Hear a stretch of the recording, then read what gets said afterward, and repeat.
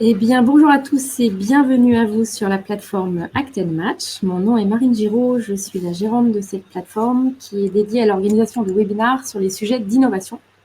Donc aujourd'hui, justement, on va aborder un sujet d'innovation dans une thématique bien spécifique qui est celle de l'achat de prestations intellectuelles, puisque c'est bien différent de l'achat de matériel ou d'autres achats de production. On a vraiment des spécificités très particulières et qui ont aussi des évolutions fortes, notamment avec les possibilités qui sont offertes par le digital.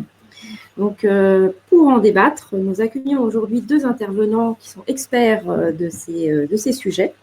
Michel Moulinet, qui est directeur général de la société Winbids. Bonjour Michel. Bonjour. Alors, je vous rassure, ils sont là, on n'a pas encore activé la caméra, mais ils sont à côté de nous. Donc, la société Winbids, qui est une solution digitale de sourcing de consultants en innovation.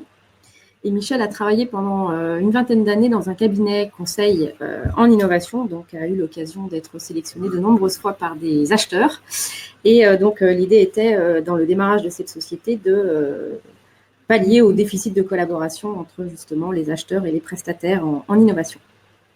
Et puis, nous avons également le plaisir d'accueillir Jacques Fayet, qui est Bonjour Jacques.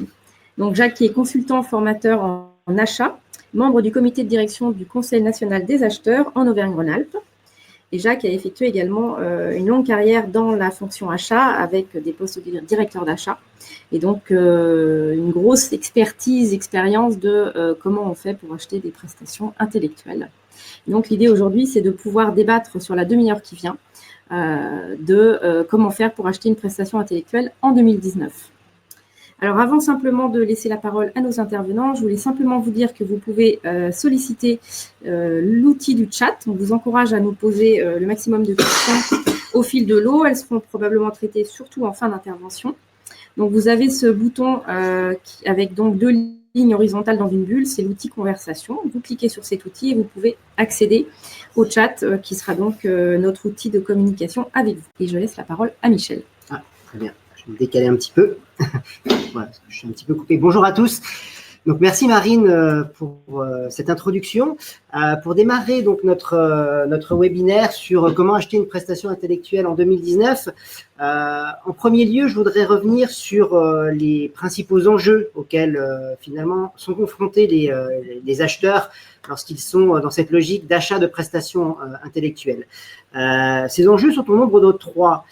Tout d'abord, on a un véritable enjeu qui est un enjeu financier, puisque lorsqu'on fait appel à un prestataire, notamment sur de la prestation intellectuelle, les montants qui sont consacrés sur ce type d'achat sont souvent conséquents et les budgets gérés par les entreprises sont forcément en proportion également, et on voit qu'au cours des dernières années, ils ont été en croissance. Deuxième enjeu très important également, c'est que l'achat de prestations intellectuelles fait souvent appel à des projets clés ou adresse des projets clés de l'entreprise et donc ont un impact stratégique dans le cadre de la stratégie de la croissance et du développement de l'entreprise. Et puis un troisième enjeu qui est un enjeu opérationnel. Quand on intervient en tant que prestataire et en tant que prestataire de conseil, on va très souvent être amené à avoir des interventions ou des préconisations qui vont avoir un impact fort sur l'organisation et donc indirectement pouvoir modifier, réorganiser des départements comme le département R&D ou le département informatique. Alors, face à ces enjeux, aujourd'hui, on est en 2019, il y a toujours un certain nombre de difficultés liées à l'achat de prestations intellectuelles. En premier lieu, je voudrais citer les habitudes des équipes. On va se retrouver, quand on achète une prestation intellectuelle, dans une logique où les équipes peuvent prescrire certains cabinets, certains consultants. Or, il y a toujours une difficulté dans cette logique de prescription, c'est qu'on n'a jamais la garantie que l'intervenant sera à la hauteur des attentes initialement définies.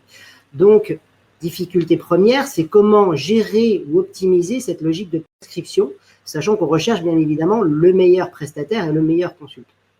Alors, pour trouver ce meilleur prestataire et ce meilleur consultant, seconde difficulté, il est encore aujourd'hui difficile de pouvoir sourcer de manière exhaustive l'écosystème et identifier ce prestataire qui est recherché. On veut rester dans une logique qualité-coût-délai, reste après comment procéder pour avoir ou être en mesure de sourcer de manière la plus exhaustive possible les différents prestataires qu'on veut solliciter.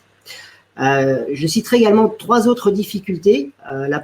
Une difficulté qui est sur laquelle on peut avoir des problématiques, c'est la relation qui peut être parfois conflictuelle entre l'acheteur et les équipes opérationnelles. Et puis 2 difficultés liées à la conduite même de la mission.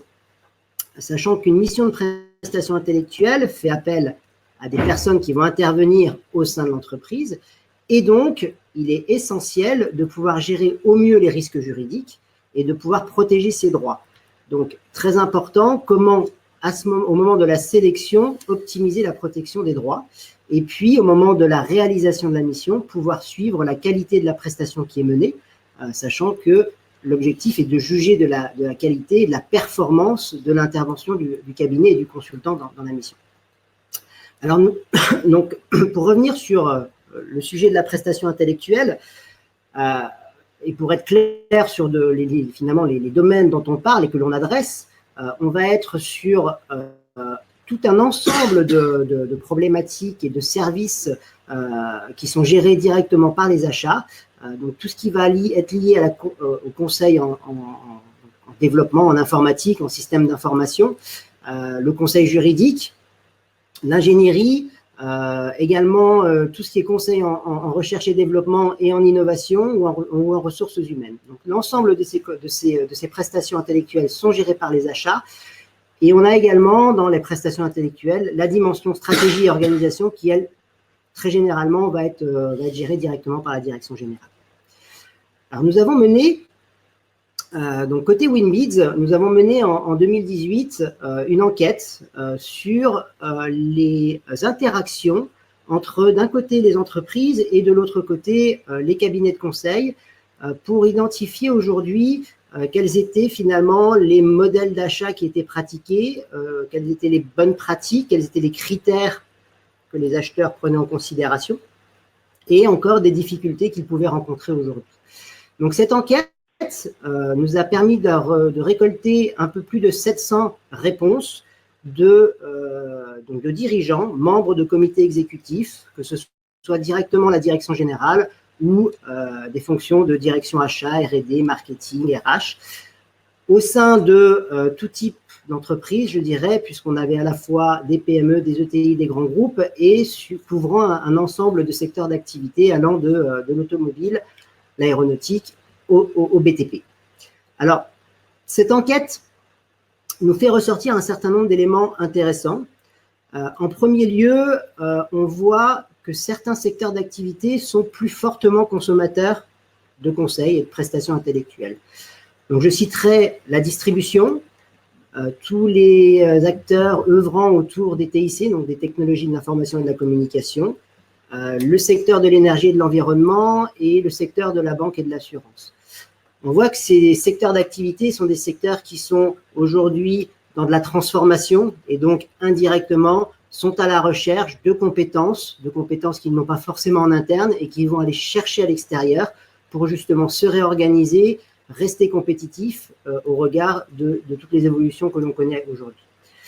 Alors, ces domaines d'activité, du coup, quel type de prestations ils achètent? Ils vont acheter en premier lieu et sans surprise des prestations d'informatique, mais on va retrouver aussi à un niveau à peu près équivalent de l'achat de prestations dans le domaine juridique, dans tout ce qui touche à l'ingénierie, aux ressources humaines ou à la R&D et à l'innovation. Et c'est vrai que l'objectif pour l'entreprise, c'est d'être en mesure toujours de sécuriser au maximum son développement, de se protéger, d'où des dépenses importantes sur les aspects juridiques, d'innover et donc de rechercher des consultants dans le secteur de l'innovation pour les aider sur les aspects de stratégie, pour les aider sur leur financement. Et puis, bien évidemment, le conseil RH qui est lié à toutes les équipes et au développement des compétences des collaborateurs et au recrutement. Alors, l'enquête nous permet également de faire ressortir 3 critères aujourd'hui sur lesquels il est vraiment important de se concentrer pour les acheteurs. Quand ils décident de sélectionner une prestation de conseil, aujourd'hui, le critère premier sur lequel ils vont converger, c'est de pouvoir sélectionner un prestataire sur la base de son expertise, de sa formation et de son expérience. En second lieu, ils vont donner de l'importance à la méthodologie qui est choisie. Et puis, en troisième, le prix. Alors, je prends un petit exemple de mon expérience où on avait, par le passé, répondu à un appel d'offres auquel au final, on n'avait pas été retenu parce qu'on avait été jugé trop cher par le donneur d'ordre. Et il faut savoir que ce donneur d'ordre est revenu un peu plus d'un an et demi après nous voir pour qu'on reconduise la mission équivalente, sachant qu'il avait sélectionné au préalable son premier prestataire sur la base du prix et qu'il était revenu en se rendant compte que la qualité du service ou de la prestation qui avait été réalisée n'avait pas été à la hauteur, puisqu'on était dans une mission où il cherchait des financements. Le prestataire avait fait la mission telle qu'elle avait été définie, mais le résultat était justement un échec dans la mesure où le financement n'avait pas été obtenu. Et donc, il était revenu nous voir et était prêt à payer un prix plus élevé, mais pour avoir un niveau de compétence à la hauteur de ses attentes. Enfin, pour terminer sur l'enquête, les entreprises nous ont fait remonter 3 difficultés. Donc, une première difficulté qui est qu'aujourd'hui, quand on va sélectionner un cabinet de conseil, très souvent, il est encore impossible en amont pour l'entreprise de pouvoir décider, de pouvoir choisir le consultant. Elles se font imposer le consultant et c'est vrai que c'est une vraie problématique de ne pas être en mesure aujourd'hui, avant de démarrer la mission, d'avoir des échanges et de pouvoir présélectionner, identifier avec qui il est possible de travailler. En deuxième lieu, et on revient sur ce que j'évoquais au démarrage du webinaire, cette logique de pouvoir identifier le meilleur expert. Et donc, l'approche de sourcing est forcément très importante, mais il n'existe pas suffisamment de solutions aujourd'hui qui permettent de réaliser ce type de sourcing. Et puis enfin, les délais qui sont toujours jugés, des délais d'appel d'offres, de procédures d'appel d'offres qui sont toujours jugés trop longs au regard des acheteurs. Alors, je vais me tourner vers Jacques pour savoir, Jacques, est-ce que vous partagez un petit peu ces retours de l'enquête que l'on a pu mener? Oui, alors Michel, je partage totalement ces retours d'enquête et c'est ce que j'ai mis dans cette slide. En fait, la question, c'est ai-je le meilleur expert au regard de mon activité, au regard de ma recherche? C'est vraiment la question fondamentale. Qu'est-ce qui va me permettre de valider, je dis bien, le consultant, l'expert et non pas le cabinet en tant que tel? C'est vraiment qui sera le meilleur d'entre tous les consultants qui va vraiment m'apporter la solution pour la problématique que j'ai à résoudre, en tout cas l'action que je vais mettre en œuvre. Alors j'ai différents, avant de rentrer dans le détail de ces quelques mauvaises pratiques, je voudrais vous citer quelques exemples que j'ai vécus il y a quelques années dans des grands groupes industriels, puisque j'ai fait mon parcours essentiellement dans l'industrie, dans la métallurgie, effectivement, mais en tant que responsable achat, j'avais à gérer aussi, bien sûr, des achats de prestations intellectuelles, en l'occurrence des achats de lean manufacturing, qui requiert quand même des compétences techniques à ce niveau-là, des actions aussi de comment identifier, comment aller chercher des formateurs, d'ailleurs même dans le domaine des achats, des problématiques de formation technique, de formation commerciale, des problématiques aussi de, comment dirais-je, être accompagné au niveau du travail temporaire. Donc on a besoin forcément à ce niveau-là de benchmarking, on a besoin d'éléments de comparaison et finalement, pardon, si on n'est pas accompagné correctement, eh bien, on va se retrouver face à des mauvaises pratiques, à des écueils qui vont entraîner des écueils. Alors, la première des choses, c'est avoir constitué un cahier des charges. Pour être clair, un acheteur ne veut pas travailler sans cahier des charges. Alors, le cahier des charges, comment ça se passe? Eh bien, dans l'action de lean manufacturing, par exemple, je suis allé chercher de l'information, bien sûr, rédiger le cahier des charges, aider dans ce sens-là par le responsable de fabrication du site où j'étais, qui m'a donné effectivement des objectifs précis et puis surtout des besoins. En fait, la question fondamentale, c'est il y a un utilisateur, il a des besoins. Donc, c'est effectivement aller chercher ces besoins et puis les faire exprimer d'une manière compréhensible par tout un chacun et surtout pouvoir transmettre ce cahier des charges qui bien souvent est technique. Alors, technique dans les approches industrielles, mais aussi technique dans les objectifs à tenir, les résultats à atteindre. Voilà, donc cahier des charges, ça me semble vraiment le b.a.-ba, le basique de ce type d'action. Et puis après, on se trouve aussi confronté au fait que, par connaissance de la direction générale, de connaissance, si on n'a pas de personnes ou de consultants ou de cabinets de consultants vers lesquels se tourner, on va peut-être s'être confronté au fait que la direction va nous dire, voilà, utilisez ce cabinet, utilisez ce consultant parce que je le connais, parce qu'on me l'a recommandé. Mais recommandations, c'est bien, mais là aussi, il y a des gros écueils et finalement, on se rend compte que c'est sûrement pas la bonne solution. Alors, ce qui se passe, c'est qu'au bout du compte, eh bien, on se trouve confronté par manque de références clients, par manque de benchmarking, on se retrouve confronté au fait que l'acheteur, il va devenir en quelque sorte un cost killer.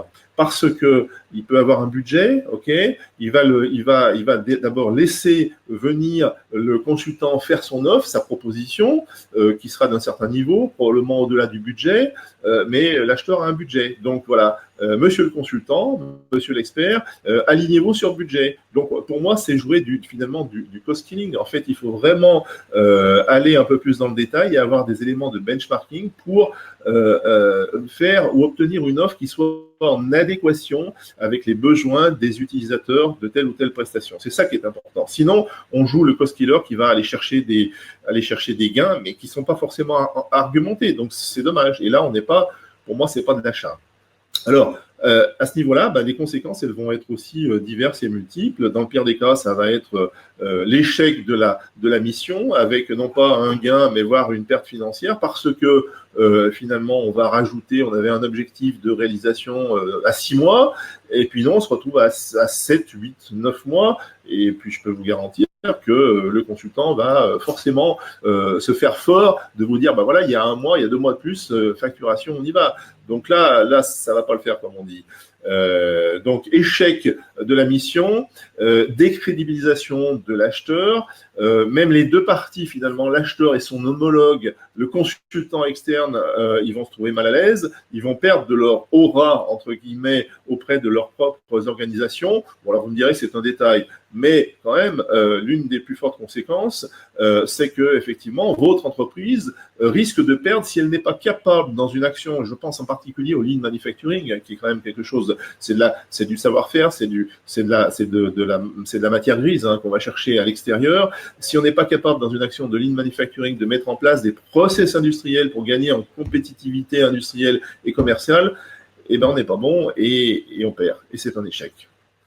Alors, Michel, donc, quel est par rapport à mon retour d'expérience, quelle est votre position? Comment vous voyez ça?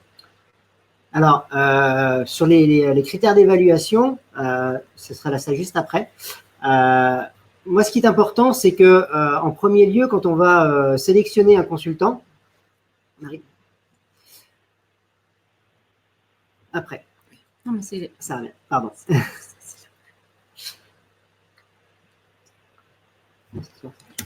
Oui, alors, effectivement, j'ai un peu anticipé la question que je devais poser à Michel. Un petit problème technique au niveau du suite de notre enchaînement de slides, puisque je souhaite continuer avec les critères d'évaluation, puisque effectivement, on a parlé donc des contraintes et des risques et des écueils. Alors, en fait, au niveau des critères d'évaluation, on peut considérer qu'il y a 2 types de critères d'évaluation avant la prestation. Effectivement, avec le prix. Et alors là, je fais référence à un sondage qui a été fait auprès d'acheteurs dans ce domaine, et 30 à 40% des acheteurs donc de sondés à ce niveau-là considèrent que le prix avant la prestation est un élément important à regarder avec un œil attentif. Ensuite, bien sûr, il y a la réponse technique du fournisseur. Quel est le savoir-faire? Quelle est la compétence que va pouvoir apporter le cabinet de consulting à la demande qui lui est faite? Ses engagements en termes de taux de service, c'est-à-dire au niveau du délai, au niveau de sa réactivité, et puis on peut effectivement anticiper aussi un système de bonus-malus par rapport à des résultats atteints ou non atteints. Et puis, bien sûr, les retours avant la prestation, je précise bien, c'est avant la prestation, les retours des clients internes et le profil des consultants qui, sur ces 3 derniers points, représentent pour les acheteurs, représentent pour environ 60-70% des acheteurs des critères d'évaluation importants. Alors, si on fait un focus maintenant sur la partie critères d'évaluation après la prestation, l'atteinte des objectifs, les résultats, sont vraiment déterminants pour, on va dire, évaluer la prestation. On va parler finalement aussi de KPI, d'indicateurs de performance qui sont utilisés par les acheteurs.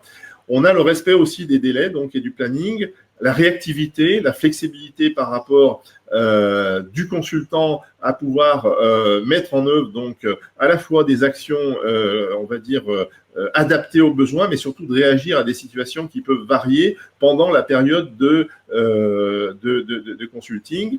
Et enfin, on va parler aussi de qualité délivrable et qualité de service. Donc là, ce sont en termes de qualité délivrable, parce que si effectivement le fournisseur doit vous remettre un document, un mode opératoire, ou en tout cas une conclusion avec des actions à mettre en œuvre dans les semaines qui suivent son intervention, ou même pendant son intervention, on a besoin de documents qui soient clairement rédigés, avec des plans d'action précis, avec un rétro-planning. Enfin, voilà, finalement, la qualité délivrable, bien, ok, parfait, mais ça n'est peut-être pas que ça n'est qu'une partie de l'action de consulting. Le livrable, bien, effectivement, et après, qu'est-ce que l'on fait pour mettre en œuvre aussi ces différentes actions, si tant est qu'il y ait un suivi dans le temps.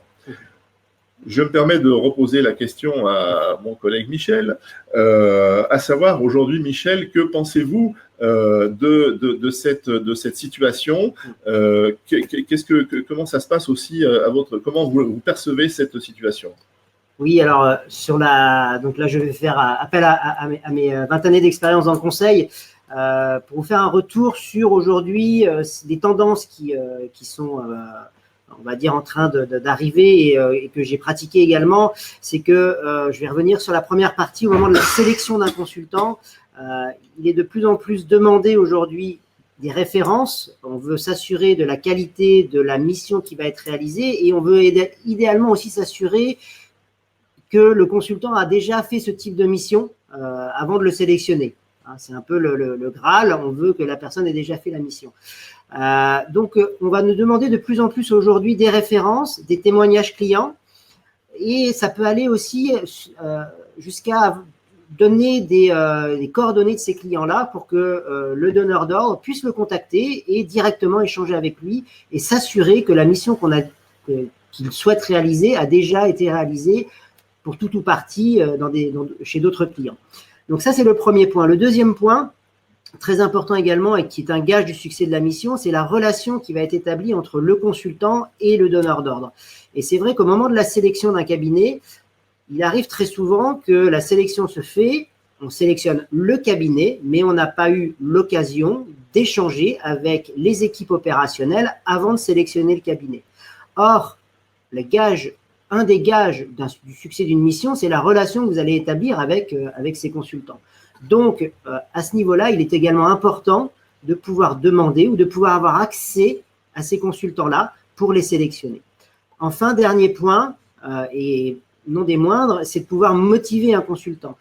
Et pour cela, la motivation d'un consultant, c'est de lui laisser sous-entendre qu'il puisse réaliser qu'au travers de la première mission qu'il va réaliser pour vous, il y a potentiellement d'autres opportunités, d'autres missions, d'autres recommandations que vous pourriez faire pour lui. Bref, des éléments qui lui vont quelque part indirectement aussi, qui vont pouvoir influer sur la façon dont il va procéder. Alors, dans ce contexte-là, aujourd'hui, on a un certain nombre d'outils digitaux qui arrivent et c'est vrai que ces outils, et on se pose la question, et Jacques, je vais me tourner vers vous, dans quelle mesure, pour vous, aujourd'hui, ces outils vont influer ou vont changer le comportement des acheteurs? Alors, il est clair, Michel, que la digitalisation, on en entend parler de tous les côtés, que ce soit dans la fonction achat ou dans d'autres fonctions. Au cours de ces 20-30 dernières années, j'ai vu effectivement le process se mettre en place.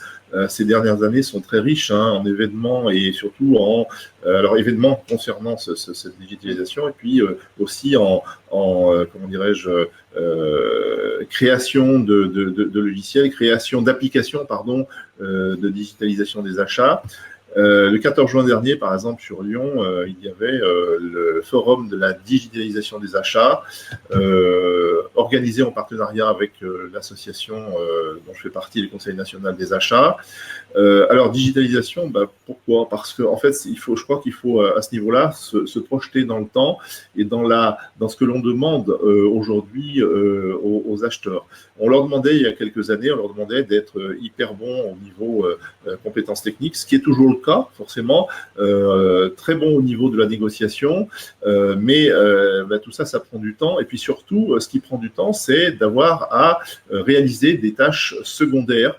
Alors, bien sûr, il y a la passation des commandes, il y a le reporting, il y a ces outils qu'on appelle les tableurs Excel, etc., qui existent déjà depuis pas mal de temps, certes, mais il y a aussi beaucoup d'outils digitalisés qui favorisent le sourcing des acheteurs. Donc, le sourcing, que ce soit, par exemple, le sourcing, bien sûr, de composants industriels, mais aussi le sourcing de prestations intellectuelles. Et là, on est en plein dans le cœur du débat. Comment pouvoir qualifier, à nouveau, des prestataires de services dans tel ou tel domaine de prestations intellectuelles. Et effectivement, l'acheteur a besoin de ces outils. Pourquoi il a besoin de ces outils? Tout simplement pour gagner en temps et en efficacité. Mais pourquoi? Alors, gagner en temps, c'est quoi l'intérêt? Finalement, c'est de pouvoir consacrer son temps à des tâches beaucoup plus, entre guillemets, nobles, mais surtout qui apportent plus de valeur. Parce que je rappelle que l'acheteur, sa mission première, c'est de trouver, bien sûr, des sources d'approvisionnement, que ce soit de la prestation ou du composant, mais c'est aussi d'apporter des ressources financières nouvelles. À ce sujet, justement, je rappelle simplement que la fonction achat, d'une manière générale, reste encore un peu méconnue dans les entreprises et que la fonction achat peut contribuer très facilement, très rapidement à la rentabilité de l'entreprise. Je pense que c'est important de le rappeler. Alors, digitalisation permet aussi donc de décloisonner la fonction en interne, de se rapprocher des fournisseurs, d'avoir une meilleure communication et puis surtout d'être dans une relation plus proche avec effectivement le développement des compétences émotionnelles, c'est-à-dire un acheteur est en contact avec des vendeurs et vous avez à ce niveau-là forcément du relationnel, de l'humain, de la relation. D'où l'idée d'aller un peu plus loin vers la notion de collaboratif, de bien connaître ses fournisseurs, donc de bien, à nouveau, je reviens sur la question primordiale, c'est de bien connaître son cabinet de consultants, son expert qui doit vous apporter des solutions en termes de prestations intellectuelles. Alors, dans ce but-là, dans ce cadre-là, comment développer finalement ces compétences? On parle de compétences émotionnelles qui ne sont plus que des compétences techniques. Encore, on pourrait parler de compétences techniques émotionnelles, pourquoi pas? Moi, je l'ai connu, là aussi, je l'ai connu, je vais être clair, j'ai développé ces compétences parce que j'ai très attiré par la connaissance, bien se connaître pour aller chercher de l'information auprès de ses fournisseurs. J'ai développé, ou en tout cas, je me suis intéressé à ces techniques-là qu'on appelle la PNL, l'analyse transactionnelle, la morphopsychologie. Ça, ce sont des formations que j'ai suivies une journée chaque fois. Il y a maintenant, c'était en 2004, 2003. J'ai persévéré aussi dans la connaissance de la PNL puisque j'ai fait le technicien, le praticien. Mais en tout cas, au bout du compte, c'est quoi? C'est se développer ses compétences personnelles. Pourquoi? Pour aller plus loin, pour aller chercher la relation. Et puis, au bout du compte, j'en reviens encore une nouvelle fois sur la nécessité de bien connaître son fournisseur, de bien connaître son cabinet de consulting, de bien connaître son expert, l'expert qui va répondre à votre besoin, aux besoins de vos utilisateurs. Donc, on cherche du lien, de la connaissance, de la compréhension, de l'échange pour avoir le meilleur expert qui corresponde à votre besoin. Alors, pour conclure, c'est vrai qu'on voit donc au travers de, je reviens sur la question qui était comment acheter une prestation intellectuelle en 2019. On a pu parcourir les éléments clés aujourd'hui, les enjeux, les principales difficultés qui sont celles des acheteurs aujourd'hui. On voit également que la fonction achat, elle est, et Jacques l'a très bien expliqué, elle est dans une logique de prendre de plus en plus d'importance au niveau des entreprises, et son poids est du coup de plus en plus important, avec un poids qui peut également être lié à de la rentabilité de l'entreprise. Donc le métier évolue, et le métier évolue avec deux dimensions qui aujourd'hui continuent d'être prises en compte. La première, c'est la dimension humaine, et donc cette logique d'interagir et de pouvoir plus facilement être en interaction avec le prestataire. Et la deuxième, c'est la dimension digitale qui, au travers de la multitude des outils, permet finalement de faciliter le rôle de l'acheteur et de lui permettre de gagner du temps pour reconcentrer ses actions premières sur des tâches à plus forte valeur ajoutée. Donc, il va pouvoir gagner du temps, notamment dans une logique de sourcing, ou au travers de plateformes ou d'outils qui existent et qui sont sur le marché, vont lui permettre de pouvoir sourcer de manière exhaustive un écosystème, vont lui permettre également de pouvoir suivre et contrôler le processus de sélection d'un prestataire, mais au-delà de la sélection, c'est également de pouvoir fluidifier les échanges, de pouvoir échanger à la fois avec ses collaborateurs en interne, de pouvoir échanger avec ses prestataires en externe, et donc finalement mieux contrôler l'ensemble du cycle de la sélection à la gestion au suivi de la mission avec le prestataire. Donc le digital va être en quelque sorte un moyen de redonner l'intelligence aux acheteurs ou de leur faciliter le travail dans les prochaines années. Donc, merci beaucoup pour votre attention. Merci de votre attention. Merci beaucoup à vous deux pour votre présentation qui est très claire, il me semble. Donc, vous avez la possibilité, là je m'adresse aux participants, de poser vos questions dans le chat. On va commencer par prendre des questions qui nous ont été envoyées en amont du webinaire. La première question, peut-être pour Jacques, doit-on forcément passer par une procédure d'appel d'offres pour sélectionner des prestataires niveau prestation intellectuelle? Alors, je vais être très clair à ce niveau-là. Oui, et je dirais même, il est nécessaire d'aller même un peu plus en amont de l'appel d'offres. À nouveau, on va parler de cahier des charges, parce qu'un acheteur pertinent doit être capable de proposer, de fournir un cahier des charges à son fournisseur, quel qu'il soit, dans un domaine industriel ou de prestation de services ou prestation intellectuelle. Le cahier des charges est déterminant. Je vous dis bien, il est déterminant. Pourquoi? Parce que c'est ça qui va être le fil conducteur de toute la démarche d'achat. Et au bout du compte, le cahier des charges, c'est pas très compliqué finalement. Il suffit de s'adresser à l'utilisateur. Le besoin initial, d'où vient-il? Il vient d'un utilisateur, quel qu'il soit, que ce soit à nouveau dans une action de lean manufacturing. Il y a des besoins en fabrication pour réorganiser la production. Donc, c'est de la matière grise. Et cette matière grise, il faut aller la chercher pour qu'elle puisse répondre à vos besoins, mais des besoins qui sont du terrain. Et les besoins du terrain, c'est effectivement le chef d'atelier ou le directeur de production qui va pouvoir les exprimer et qui va pouvoir et ces besoins terrain vont être transformés on va dire en propositions, en suggestions grâce à la matière grise, à l'intelligence ou tout au moins à la capacité à traduire ces besoins par des actions de suivi, par des actions de modification. Mais là, je parle du lean manufacturing parce que pour moi, ça a été une expérience importante. Maintenant, sur la formation, c'est pareil. On a besoin d'une formation aux achats, par exemple, ne serait-ce qu'aux achats, une formation en langue, quels sont les besoins des utilisateurs? Et c'est ça la question finalement, parce que en termes de formation, je pense qu'on a tous été confrontés parfois à des. Aujourd'hui, je fais de la formation, mais j'ai été aussi formé. Et dans les entreprises, encore aujourd'hui, je retrouve des personnes que j'accompagne, que je forme, mais qui parfois se disent mais qu'est-ce qu'on fait là? Donc, quel est leur besoin à ces personnes? D'où la nécessité de finalement, ça c'est la charge des entreprises, des RH, d'aller bien identifier les besoins des personnes à former. Cahier des charges, oui, sûr et certain, qui doit permettre effectivement de passer par un appel d'offres. Alors, appel d'offres, il y a toutes sortes d'appels d'offres, tout au moins dans la forme, dans la configuration, mais je pense qu'il faut que les choses soient claires, qu'elles soient clairement définies. Ça vous évitera beaucoup d'écueils et d'incidents de parcours pour atteindre sereinement vos objectifs et les résultats que vous attendez.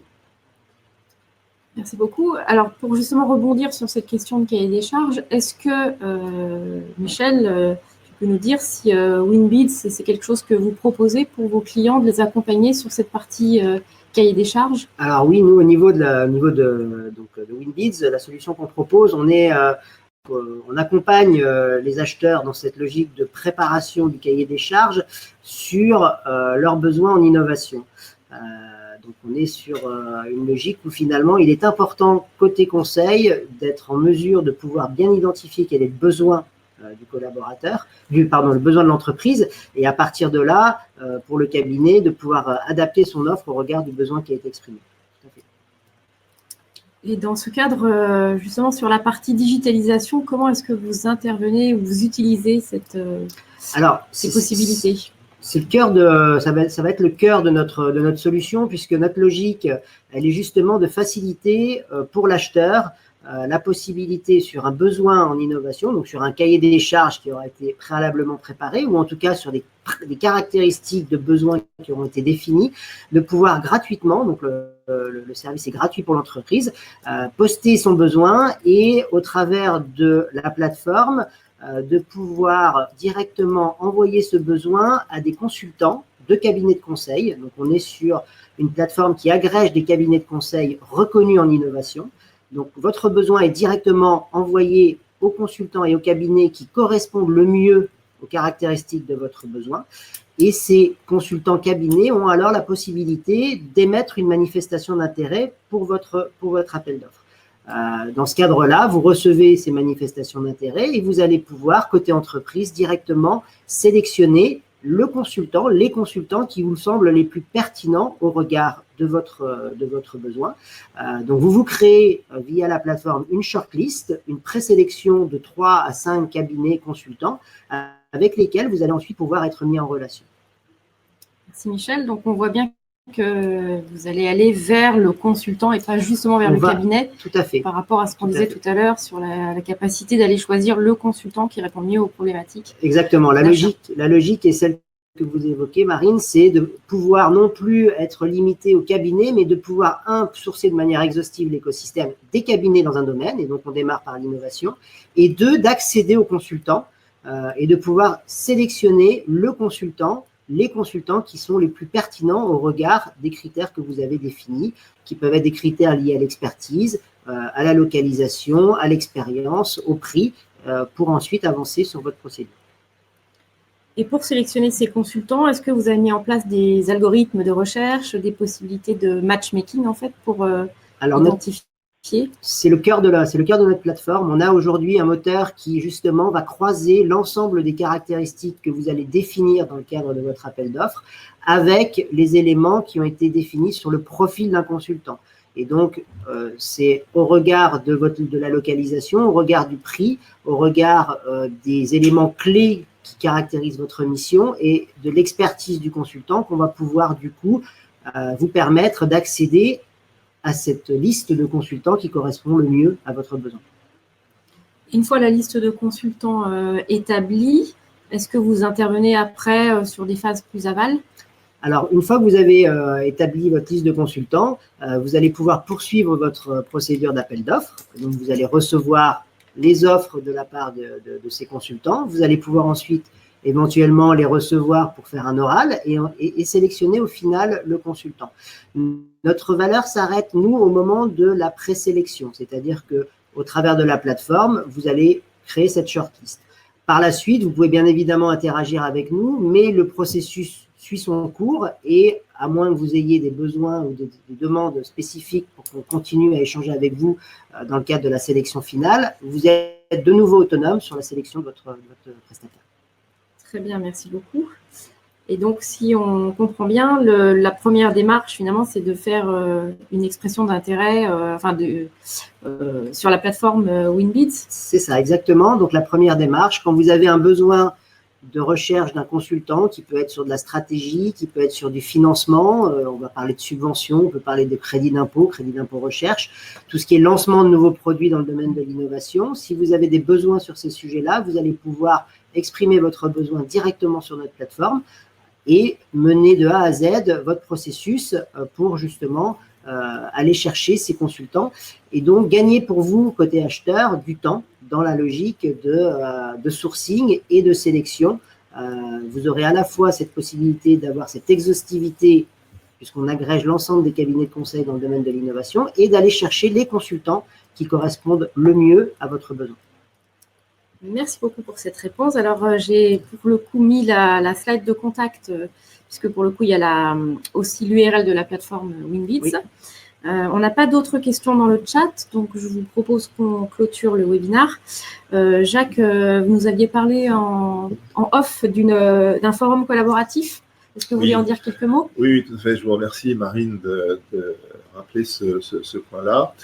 Effectivement, dans le cadre donc, du Conseil national des achats, il va y avoir un événement d'importance nationale qui aura lieu sur Lyon le 11 décembre prochain, qui s'appelle donc le Forum du collaboratif, organisé en collaboration entre donc Conseil national des achats et PIC TESAM, qui est une organisation régionale, mais qui a aussi on va dire, des retombées nationales.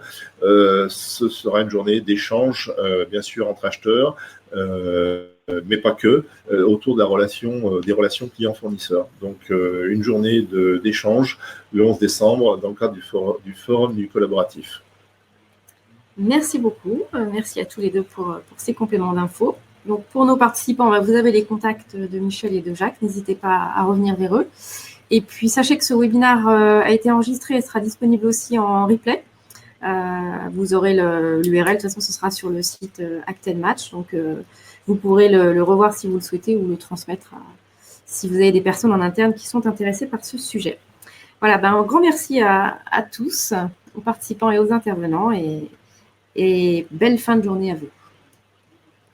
Merci, au revoir. Au revoir.